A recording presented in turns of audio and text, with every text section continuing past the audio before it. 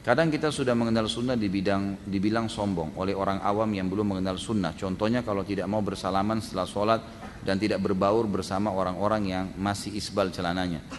Memang saya temukan secara pribadi banyak ikhwah yang sudah ikut sunnah, memang kesannya sombong, kesannya sombong. Seperti misalnya nggak mau senyum dengan orang, tidak mau memulai memberikan salam, gitu kan?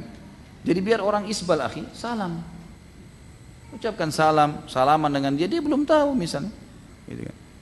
Kalau habis sholat karena tidak ada perintahnya, tapi kalau orang itu tidak mengerti, dia niatnya mau salaman, antum jawab salamnya, tidak berdosa itu. Enggak berdosa kita menjawab salamnya dia. Jangan antum tolak.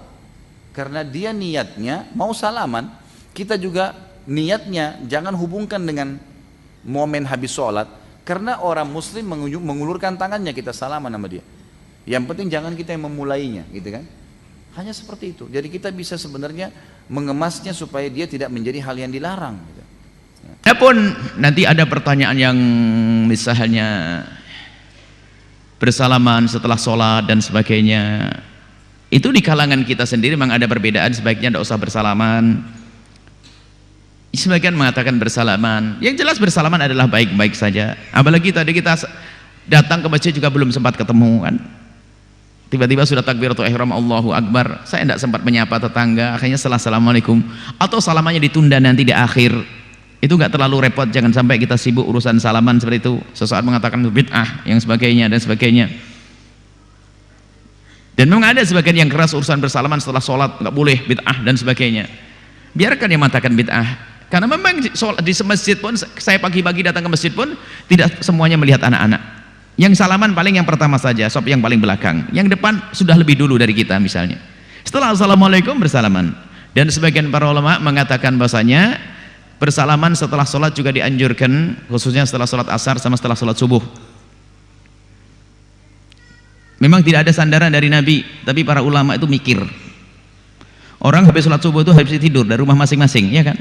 Kalau sholat asar, berarti baru bangun tidur. Nah, ini. Baru bangun tidur. Kemudian asar itu menjelang malam, orang mau pergi pulang masing-masing. Ada sebagian mengatakan seperti itu. Kemudian berkata bahwasanya di saat kita sholat itu kita telah berpisah dengan saudara-saudara kita, supaya kita tidak terlalu keras deh. Artinya kalau memang anda melihat teman tetangga anda itu nggak biasa salaman, ya nanti aja salamannya. Apalagi lagi khusyuk, apalagi sampai muter wajah anda ke belakang itu. Mengganggu keindahan. Jadi yang nyaman, yang mudah bersalaman, salaman. Jika ternyata tidak bersalaman, mungkin nanti. Artinya jangan sampai anda menjadi orang yang keras, gampang menyalahkan. Bersalaman adalah hak, cuman cara saja yang nyaman, senyaman-nyamannya. Apalagi waktu khutbah Jumat. Kadang-kadang orang ke masjid itu ya sambil istirahat lah ya. Ada irama khotib itu menjadikan dia tidur, jangan diganggu, kasihan dia. Dia kerja sehari, biar dia tidur. Assalamualaikum, salaman, salaman lagi. Ya. Kemudian jika anda terlambat di majelis juga ini adalah adab disebut para ulama. Anda datang di majelis telat, ya langsung saja duduk. Jangan salaman saat majelis nanti, nggak bisa pengajian nanti. Sudah terlambat, ganggu lagi. Jadi salaman pada hakikatnya adalah sunnah, tinggal kita tahu waktu yang paling tepat dan tidak ganggu orang. Jadi salaman itu indal liqa, waktu bertemu. Baik, itu adalah masalah bersalaman yang diajarkan oleh baginda. Saya mau tanya Ustadz, apa dalil bersalaman kanan kiri setelah salam? Manakah lebih utama, langsung berdoa, membiarkan orang di samping kita berdoa, atau langsung bersalaman? Assalamualaikum warahmatullahi wabarakatuh. Assalamualaikum warahmatullahi wabarakatuh. Salam-salam, bid'ah, masuk neraka. Kata Imam Nawawi ini hafal dia Sahih Muslim. Imam Nawawi ini yang mensyarah Sahih Muslim. Kata Imam Nawawi, bersalaman setelah sholat, bersalaman sebelum sholat, boleh, tak ada larangan. Asal jangan bersalaman sedang sholat, nah itu tidak boleh.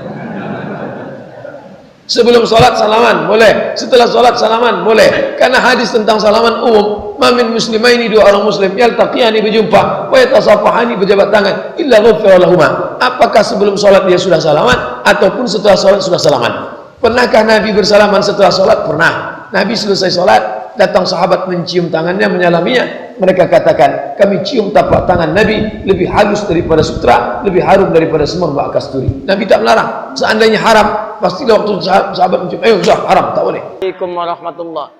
Assalamualaikum warahmatullah. Dalil dan contoh ada. Apa itu? Begitu selesai Quran surah keempat ayat 103. Fa idza qadaytumus salata fadhkurullaha. Maka jika Anda tuntas mengerjakan salat, berzikirlah kepada Allah. Hadis Muslim hadis 593. Astaghfirullah, astaghfirullah, astaghfirullah. Setelah itu lanjutkan Allahumma antas salam minkas salam tabarakta ya dzal jalali wal ikram dan seterusnya sampai 597. Jadi setelah salat adalah zikir. Astaghfirullah, astaghfirullah, astaghfirullah. Allahumma antas salam. Selanjutnya berdoa dan seterusnya. Baik. Assalamualaikum warahmatullah. Assalamualaikum warahmatullah. Tiba-tiba tangan disodorkan untuk salaman. Kanan dan kiri. Boleh tidak? Boleh tidak? Yang boleh angkat tangan. Yang tidak boleh angkat tangan. Yang wallahu a'lam, enggak usah angkat tangan.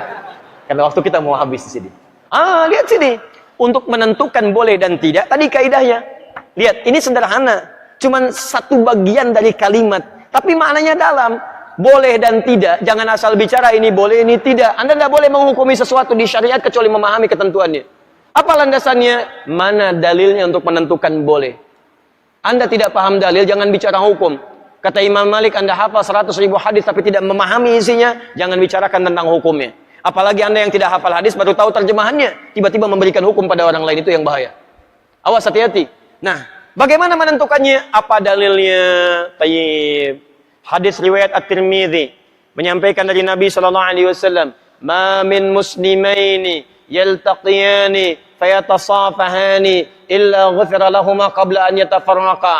Tidaklah dua orang muslim bertemu dimanapun kapanpun, catat kalimat itu, dimanapun kapanpun, mau di dalam masjid, mau di luar masjid, mau di kantor, mau di rumah, kapanpun dalam kondisi yang dibenarkan, mau setelah sholat, mau di luar sholat, yang dibenarkan, karena di dalam sholat gak mungkin Allahu Akbar, Allahu Akbar,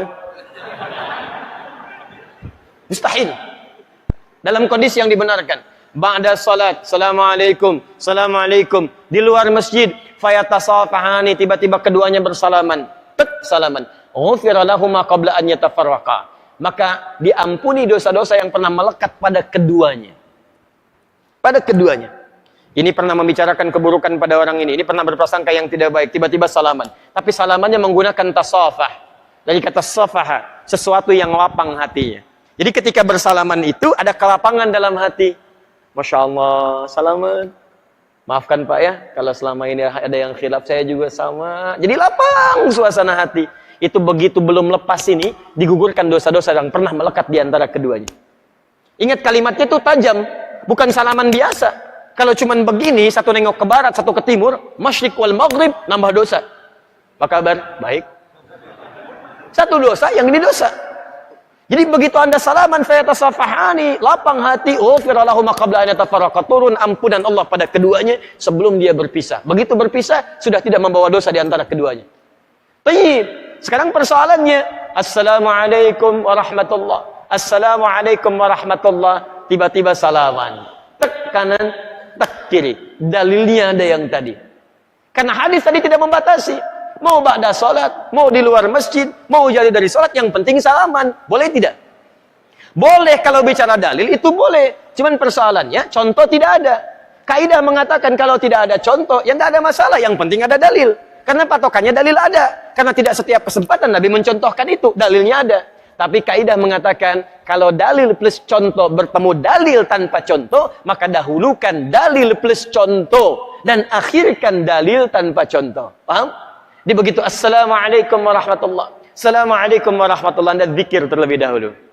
Astaghfirullah, astaghfirullah, astaghfirullah. Allahumma antas salam, minkas salam, tabarakta ya dzal jalali wal ikram. Selesai. Assalamualaikum akhi, Assalamualaikum akhi. Masya Allah, taqabbalallahu minna wa minkum. Assalamualaikum. Makanya Nabi selesai salat, beliau bersalaman. Sahabat mengejarnya. Ada Anas mengejar Nabi, dan sebagian mengejar Nabi, salaman mengejar Nabi SAW. Hadisnya sahih, bahkan di Al-Bukhari. Paham ya?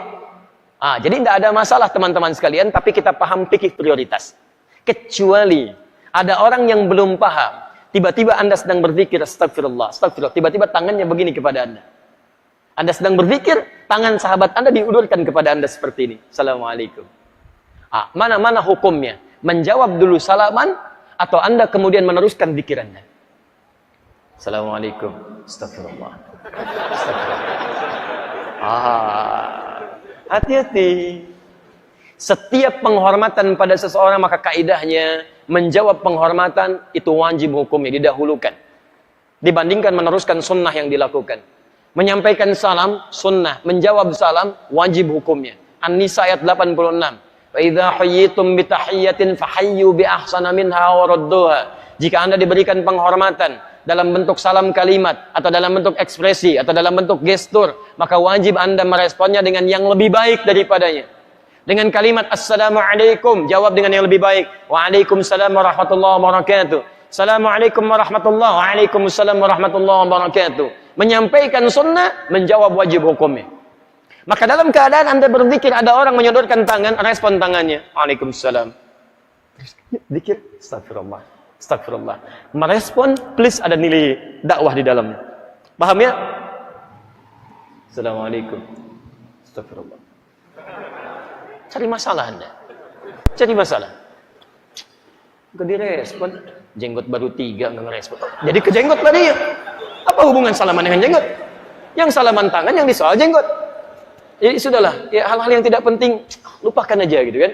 Lupakan aja. Jadi makanya luaskan wawasan kita, pelajari dengan lebih baik dan tempatkan hukum sesuai dengan tempatnya.